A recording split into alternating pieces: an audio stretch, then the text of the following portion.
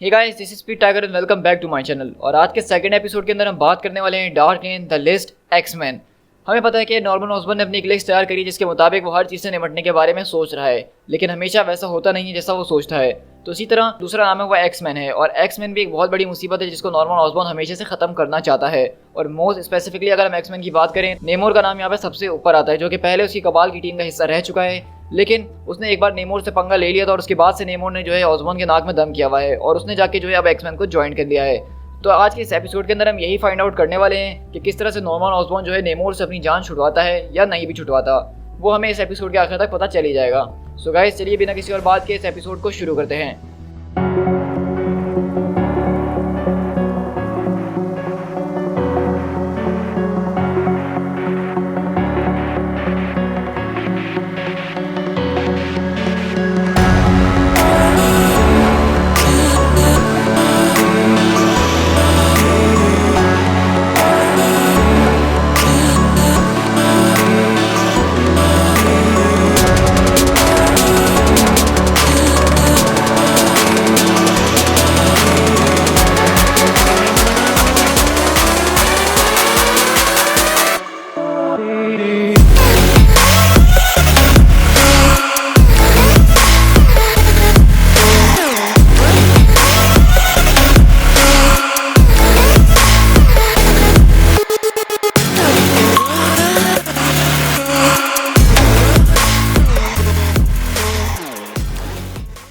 यहाँ से हमारी कहानी की शुरुआत होती है सीधा नॉर्मन ऑसबॉर्न के पास से, जहाँ पे वो बता रहा होता है कि मैं हर तरह की अलग अलग फाइल्स के ऊपर नज़र रख के बैठा हुआ हूँ। कुछ ऐसी चीज़ें जो कि हमारे पास खतरनाक इवेंट्स के अंदर काम आ सकती हैं, एंड गेम सिनेरियोज, इस तरह की बहुत सी चीज़ें, और कुछ ऐसी यूनिक चीज़ें मैंने संभाल के रखी हैं जिसके जरिए हम बहुत ज़्यादा पावरफुल प्लेयर्स को बोर्ड पे से हटा सकें। और उन्हीं में से एक नाम आता है नेमोर का, और ये रही नेमोर की फ़ाइल। तो वहीं पर विक्टोरिया हैंड बोलती है कि सर, आप मुझे इसकी फ़ाइल क्यों दे रहे हैं, मैं इसका क्या करूँ।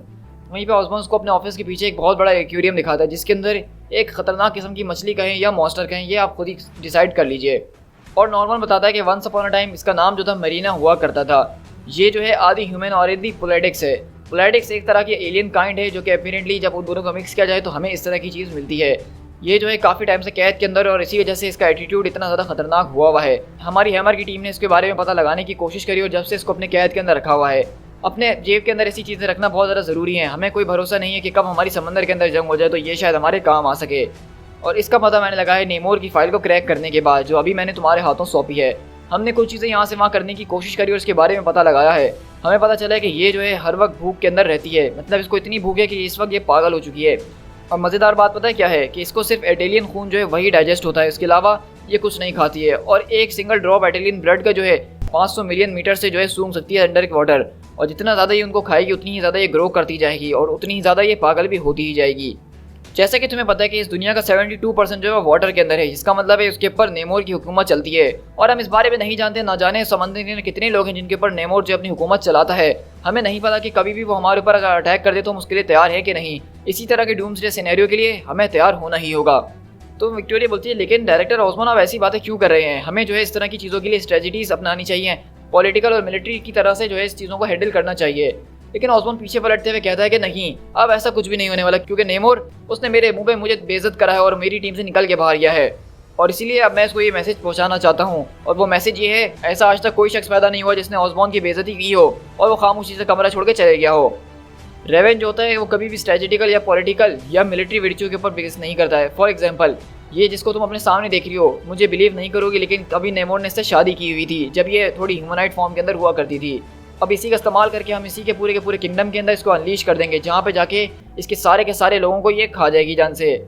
रेवेंज होता है वो हमारा वर्च्यू होता है जो कि सिर्फ हमारे हाथ के अंदर होता है कि हम उसको किस तरह से इस्तेमाल करें। साउथ चाइना के एक समंदर के अंदर शिफ्ट होते हैं जहाँ पे एटेलियंस की जो एक कॉलोनी बनी हुई है और वो अपने काम वगैरह मुताबिक कर रहे होते हैं। लेकिन वहीं पर हम देखते हैं कि ऑसबॉर्न ने इस खतरनाक किस्म के मॉन्स्टर को इन सारे के सारे एटेलियंस के ऊपर छोड़ दिया होता है। और ये वाकई में एक बहुत ही खतरनाक और बड़ा मॉन्स्टर है जिसने इन सबको तहस नहस करके रख दिया होता है। इसी तरह जब यहाँ पे अटैक खत्म हो चुका होता है तो समंदर के अंदर सिर्फ एटेलियंस की लाशें ही लाशें पड़ी हुई होती हैं और उनकी लाशें निकल के बीच के ऊपर आ रही होती हैं, जिसको पुलिस वगैरह वाले कंट्रोल कर रहे होते हैं। और वहीं पे एक औरत की लाश देखते हैं हम, नेमोर अपने हाथ में लिए हुए समंदर से बाहर निकलता है और कहता है कि ये वुमेन जो है एटेलियन की सिटीजन है, इसीलिए इसका पूरा हक है कि इसको एक इज्जतदार फ्यूनरल दी जाए।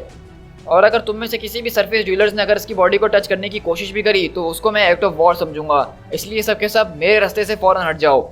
यहीं से हम शिफ्ट होते हैं यूटोपिया के अंदर, जहाँ पे इस वक्त एक्समैन और नेमोर वगैरह रह रहे हैं। और वो बताता है कि किस तरह 5 दिन के अंदर ये नवा अटैक है।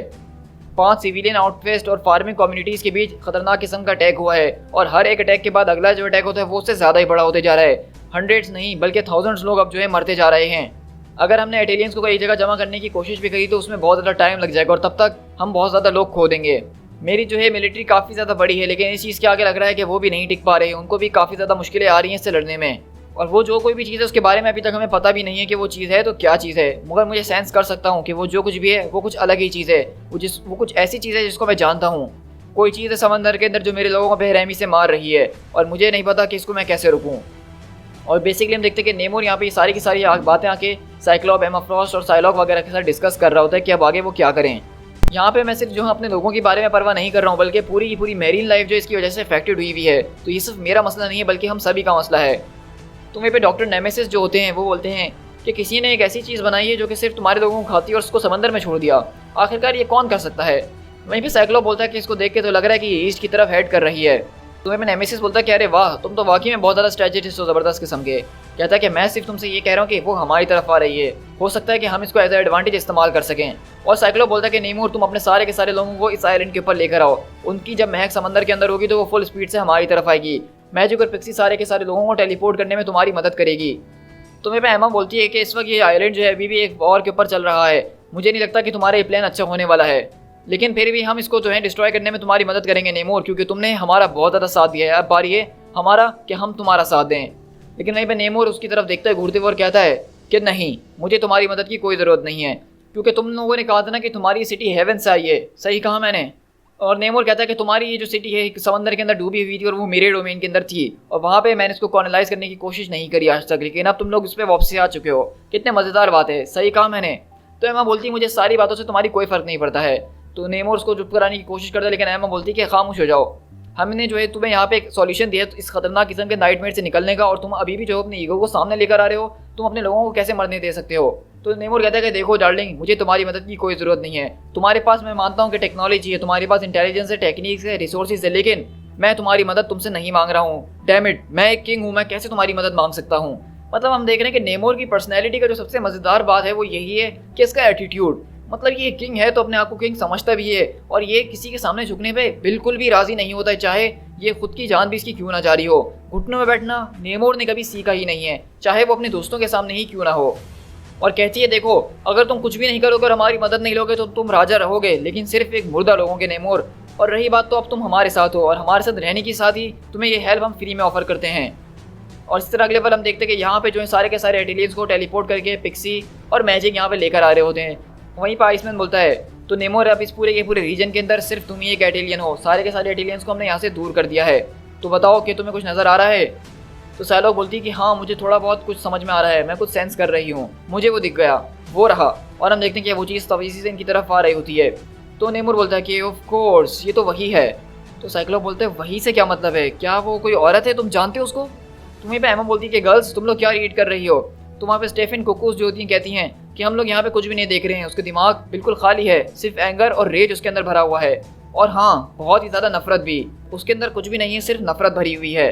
तुम्हें पे नेमोर बोलता है कि एक्स वाइफ्स यार, अब मैं क्या कर सकता हूँ इनका?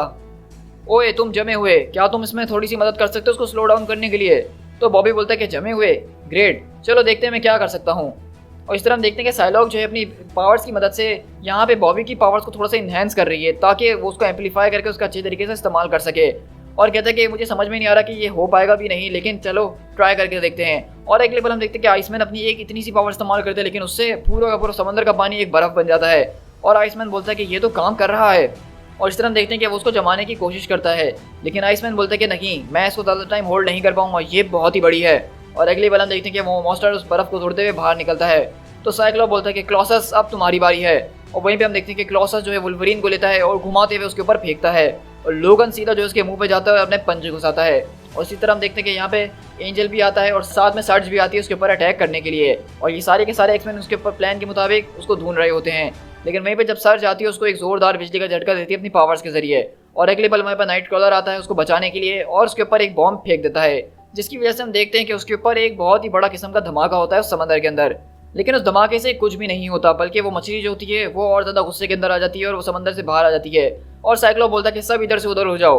लेकिन नेमोर हम देखते हैं कि वहीं पे खड़ा हुआ होता है एक मर्द के बच्चे की तरह और कहता है कि तुम लोग कहाँ जा रहे हो, अभी तो वो हमारी रेंज के अंदर आई है, चलो अब मुझे अकेले ही ये करना पड़ेगा। और हम देखते हैं कि नेमोर उसको अकेले ही अपने कंधों के ऊपर उठा लेता है और साइक्लोप भी ये देख के हैरत में और कहता है कि नेमोर माय लॉर्ड, ये तुम कैसे कर सकते हो। तो वहीं पे नेमोर मुस्कुराता और कहता है कि नहीं, मैं तुम्हारा राजा नहीं हूँ समर्स, चलो अब पीछे हट जाओ, मुझे सिर्फ इसको पानी से बाहर निकालना था, सिर्फ बाहर। और इस तरह हम देखते हैं कि नेमोर जो इसको अपने कंधों में उठा के वहाँ से उड़ाता वो बाहर ले जाता है और हम यहीं से सीधा देखते हैं कि वो डाइव मारता है सीधा मरियाना ट्रेंच के अंदर।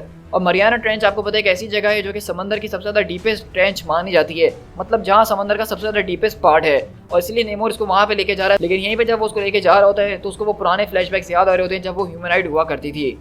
यहीं से शिफ्ट होते हैं हम लॉस एंजलिस के अंदर ऑस्क्रॉप की एक बिल्डिंग के अंदर। क्या तुम्हें कुछ समझ में आ रहा है मिस्टर ऑसबॉर्न, क्योंकि ये चीज़ें मेरे दिमाग से बिल्कुल बाहर हैं, क्या तुम कुछ खाना पसंद करोगे। तो कहता है नहीं बॉब, मैं बिल्कुल ठीक हूँ, तुम्हारा बहुत शुक्रिया। वहीं पे एक आदमी उतर कहता है कि डायरेक्टर ऑसबॉर्न सर, आपने मुझसे कहा था इस खास चीज़ के ऊपर नज़र रखने के लिए और इसकी टेरिटरीज को आप तक बताने के लिए कि ये कहाँ जा रही है और कहाँ नहीं, और इसको देख के मुझे कुछ अजीब व गरीब चीज़ें नज़र आ रही हैं, ऐसा लग रहा है कि हमारे बहुत नज़दीक आ रही है। तो मुझे पीछे सेंट्री बोलता है कि ओ नॉर्मन, और अगले बार हम देखते हैं कि उस बिल्डिंग का शीशा टूटता और सब उड़ के जाते हैं। वो खतरनाक किस्म की औरत ऑसबॉर्न के गोद में जाके गिरती है और ऑसबॉर्न बोलता है कि मेरा हथियार, और सेंट्री बोलता है कि मैंने उसको देख लिया है, और सारे के सारे हेमर एजेंट्स वहाँ पे पहुँचते हैं। लेकिन ऑसबॉर्न बोलता है कि नहीं नहीं, सब के सब स्टैंड डाउन, कोई भी कोई कदम नहीं उठाएगा, हमारे पास एक विजिटर आया है हमसे मिलने के लिए और कुछ भी नहीं है। और यही हम देखते हैं कि भरम के अंदर नेमोर यहाँ पे उसके सामने आके खड़ा होता है और ऑसबॉर्न बोलता है कि आ गए तुम मेरे सामने। और यहीं पे नेमोर एक बहुत ही ज़्यादा ज़बरदस्त किस्म का डायलॉग ऑसबॉर्न के सामने बोलता है, मैं पूरी कोशिश करूँगा कि भरम वाले तरीके से बता सकूँ, वो चीज़ जो तुम्हारी गोद में पड़ी है वो मेरी कभी एक्स वाइफ हुआ करती थी, और इस बात का अंदाज़ा लगा ही सकते हो तुम कि अगर मैं उसके साथ ऐसा कर सकता हूँ तो तुम्हारे साथ तो मैं क्या क्या नहीं कर सकता। तुम्हें पे ऑसबॉर्न बोलता है ठीक है हाइनेस, हम फिर मिलेंगे। इस तरह बेसिकली नेमोर ने यहाँ पे सिर्फ उसको एक ही ऐसी बात बोली कि ऑसबॉर्न समझ गया है कि नेमोर से पंगा लेना उसके बस की बात नहीं है, और इसलिए एक तरह से उसने नेमोर से माफ़ी मांगी है ताकि वो अपने रास्ते अलग कर लें। और इस तरह हम यहीं से शिफ्ट होते हैं यूटोपिया के अंदर, जहाँ पे सारे के सारे एटेलियंस को वापस लेकर आया जा रहा होता है समंदर के अंदर। और वहीं पे साइक्लोप बोलता है नेमोर को कि welcome home, the and. So guys, यहाँ पे हमारा द लिस्ट का एक्समैन का एपिसोड खत्म होता है, जिसके अंदर बेसिकली हमारा मेन फोकस था नेमोर और नॉर्मन ऑसबॉर्न। नॉर्मन ऑसबॉर्न की नाक पर दम नेमोर ने हमेशा से किया हुआ था, और नेमोर का कैरेक्टर है इतना दिलचस्प जिसको बहुत ज़्यादा कॉमिक्स के अंदर अंडररेटेड कैरेक्टर माना जाता है। लेकिन इसके अंदर हमने देखा होगा कि नेमोर के कैरेक्टर को हमें बहुत अच्छे तरीके से दिखाया गया है कि वो क्या है और कैसा है। और मैं आपको सच कहूँ तो नेमोर मेरा एक इतना ज़्यादा फेवरेट कैरेक्टर है कॉमिक्स के अंदर, मैं आपको बयान नहीं कर सकता हूँ, लेकिन कोई भी इसके बारे में बात नहीं करता, और यही सबसे ज़्यादा मुझे इसकी बात बुरी लगती है। सो गाइस, आप मुझे बताइए कि आपको ये वीडियो कैसी लगी है, और अगर आपको ये वीडियो पसंद आई है तो उसको लाइक ज़रूर कीजिएगा और कमेंट करके बताइएगा कि आपको नेमोर का कैरेक्टर कैसा लगा, क्या ये बहुत ही ज़्यादा ऑकवर्ड है या फिर आपको बहुत ही ज़्यादा मज़ेदार लग रहा है। साथ ही साथ जाने से पहले मेरे चैनल को सब्सक्राइब जरूर कीजिएगा इस तरह की और ऑसम वीडियो चैनल पे एंजॉय करने के लिए। So guys, this is Speed Tiger, मिलते हैं किसी और वीडियो के साथ। Till then, thank you so much.